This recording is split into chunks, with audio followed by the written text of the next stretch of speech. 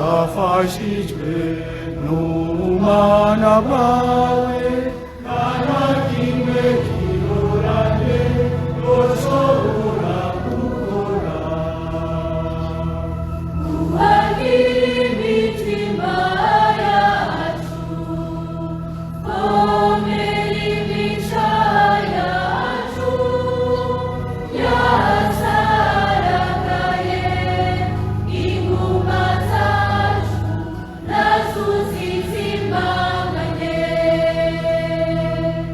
Ona ibidadaye susurutsa umutima wacu, ebanura ibitari mu buryo.